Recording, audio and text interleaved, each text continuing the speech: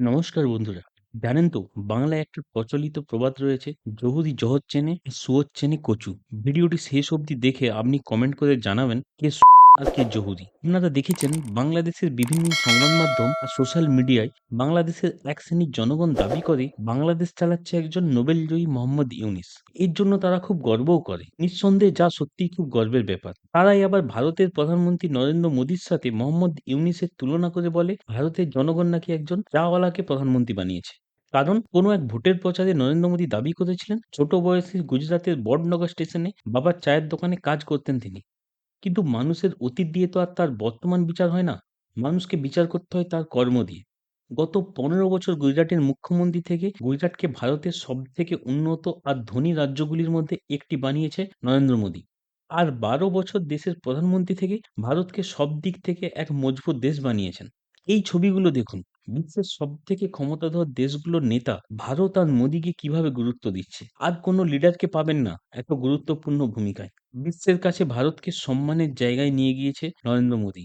মোদী সরকারের বিভিন্ন জনকল্যাণমুখী প্রকল্পে একদিকে যেমন সারা দেশের সর্বস্তরের মানুষ উপকৃত হয়েছে, তেমনি ভারত তার প্রতিবেশীদের বিপদে তাদের পাশে দাঁড়িয়েছে সবসময়। শ্রীলঙ্কার আপৎকালীন পরিস্থিতিতে সাহায্য নিয়ে পাশে দাঁড়িয়েছে সেই ভারতই। করোনার সময় সারা পৃথিবী জুড়ে ভারত ভ্যাকসিন আর ত্রাণ পাঠিয়েছে। আফগানিস্তানে গম পাঠিয়েছে। তুর্কির ভয়ঙ্কর ভূমিকম্পে ভারত ঝাঁপিয়ে পড়েছিল উদ্ধার কাজে। আফগানিস্তান, রাশিয়া, ইউক্রেন, সিরিয়া, এমনকি কাতারে ফাঁসির নির্দেশ হয়ে যাওয়া ভারতীয় সবাইকে সুরক্ষিত উদ্ধার করে দেশে ফিরিয়েছে মোদীর নেতৃত্বাধীন ভারত। এর জন্য দেশে বিদেশে মোদীজি নিজেও সম্মানিত হয়েছে। আপনি কি জানেন মোদীজি বিশ্বের একমাত্র প্রধানমন্ত্রী যার কাছে সবচেয়ে বেশি দেশের সর্বোচ্চ নাগরিকের সম্মান রয়েছে? ইনি জেমস মার্পে, পাপুয়া নিউ গিনিয়ার প্রধানমন্ত্রী। মোদীর পায়ে হাত দিয়ে প্রণাম করছেন। কারণ করোনার সময় অত্যাবশ্যকীয় ভ্যাকসিন আর মেডিসিন দিয়ে সাহায্য করেছিল ভারত।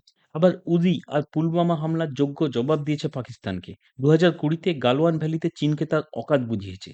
সব বলে শেষ করা যাবে না। চাওয়ালা হিসাবে মোদী কত সফল তার প্রমাণ না থাকলেও নেতা হিসাবে তিনি কিন্তু 100% সফল। সে কথা কেউ অস্বীকার করবে না। এবার আসা যাক বাংলাদেশের বর্তমান অন্তর্বর্তীকালীন সরকারের প্রধান উপদেষ্টা মোহাম্মদ ইউনূসের কথায়। ইনি নাকি বিশাল বুদ্ধিমান মানুষ। বাংলাদেশে গ্রামীণ ব্যাংক খুলে বাংলাদেশের মানুষের আর্থিক আর সামাজিক জীবন নাকি তিনি বদলে দিয়েছেন। তাই তো আজও বাংলাদেশে বিরাট সংখ্যার গরিব মানুষ দরিদ্র সীমার নিচে বসবাস করে। বাংলাদেশের লোকেরাই বলে গ্রামীণ ব্যাংক চড়া সুদের টাকা ঋণ দিয়ে সেই সুদের টাকা ইউনিস বিলিয়ন বিলিয়ন ডলার বিদেশে পাচার করেছে। ইউনিসের বিরুদ্ধে এমনও অভিযোগ রয়েছে তার বাবার প্রতিষ্ঠানকে ঋণ দিয়ে সেই ঋণ মাফ করে দিয়েছে। ইউনিসের নিজের প্রতিষ্ঠানের ৬০০ কোটি টাকার কর ফাঁকির মামলায় দোষী সাব্যস্ত হয়েছে। ২০০৫ সালে ক্লিন্টন ফাউন্ডেশনকে $৩.৫ লক্ষ দেওয়ার পরেই ২০০৬ সালে নোবেল প্রাইজ পেয়েছে। ইউনিস সারা জীবন কাজ করেছে অর্থনীতি নিয়ে, কিন্তু নোবেল পুরস্কার অর্থনীতিতে না পেয়ে শান্তিতে পেয়েছে। আর বাংলাদেশের স্বৈরাচারী প্রধানমন্ত্রী শেখ হাসিনাকে তাড়িয়ে ক্ষমতায় বসেছে ৮৫ বছর বয়সে। আর ভারতকে শত্রু ঘোষণা করে বন্ধু করেছে ভিখারি জঙ্গি রাষ্ট্র পাকিস্তানকে, যারা নিজেরাই দেনায় জর্জরিত আর ভিক্ষার বাটি নিয়ে ঘুরছে সারা দুনিয়ায়। অনেকে বলবে আমেরিকা ইউনিসের বন্ধু। আমেরিকা ইউনিসের বন্ধু কম, ইউনিসের মালিক বেশি বলতে হবে।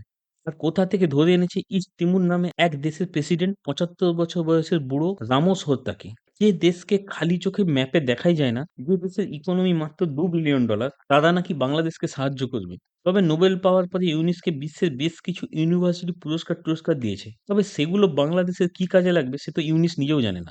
বিশ্বে এত দেশ থাকতে একমাত্র পাকিস্তানি ইউনিসের পাশে দাঁড়িয়েছে। অনেক পাকিস্তানি তাদের পরমাণু বোমা অব্দি বাংলাদেশকে দিতে চাইছে। পাকিস্তান নিয়ে একটা প্রচলিত কথা আছে, "ऐसा कोई सगा नहीं जिसको पाकिस्तान ठगा नहीं"। মানে এমন কেউ আপন নেই যাকে পাকিস্তান ঠকায়নি। আর সেই পাকিস্তানকেই বিশ্বাস করছে বাংলাদেশ। মাত্র ৫ মাসে ইউনিস বাংলাদেশকে কোথায় নিয়ে গেছে দেখতেই পাচ্ছে সবাই। টাকা ছাপিয়ে অর্থনীতিকে ভোগে পাঠিয়েছে। টাকা নেই ব্যাংকে। সারা দেশে মূল্যবৃদ্ধির আগুনে জ্বলছে। বাংলাদেশের অর্থনীতির ভিত্তি টেক্সটাইল কোম্পানিগুলো একে একে বন্ধ হচ্ছে। বেক্সিমকো, জারা আর রেমন্ডের মতো কোম্পানি তাদের কারখানা বন্ধ করে ভারতে চলে আসছে। এর ফলে প্রায় ৫০,০০০-এর বেশি গার্মেন্ট শ্রমিক তাদের রুজি-রুটি হারিয়েছে। আর বাংলাদেশের ল অ্যান্ড অর্ডার পুরোপুরি শেষ করে দিয়েছে। বিশ্ববিদ্যালয়, রাস্তাঘাট, এমনকি ধর্মীয় স্থানেও প্রতিদিন লাশ পড়ছে। পুলিশ প্রশাসন ব্যবস্থা সম্পূর্ণ ভেঙে পড়েছে। একটা মিউজিক কনসার্টে নিরাপত্তা দেওয়ার জন্য সেনা নামাতে হয়েছে। মানে আপনারা বুঝতে পারছেন দেশের অবস্থা কি করে ছেড়েছে? ধীরে, ধীরে আরো কোথায় নিয়ে যায় দেখতে তাহলে কি বুঝলেন? দেশ চালাতে হলে চাওলার মতো দক্ষ নেতা চাই, না নোবেল পুরস্কার পাওয়া একজন আঁতেল চাই? এরকমই কয়েকজন নোবেলজয়ী ভারতেও আছে। ভারতের কোনো সরকার তাদের পাত্তাও দেয় না। কারণ ভারত জানে তাদের দৌড় কত দূর, তারা বাস্তব থেকে কত দূরে থাকে। তাই কি বুঝলেন বন্ধুরা? আপনার কাকে পছন্দ? নোবেল জয়ীকে না চাওয়ালাকে? কমেন্ট করে অবশ্যই জানান। ভিডিওটি ভালো লাগলে লাইক করুন, শেয়ার করুন। এরকম আরও ভিডিও পেতে আমাদের চ্যানেলটি সাবস্ক্রাইব করুন। ভিডিওটি দেখার জন্য ধন্যবাদ।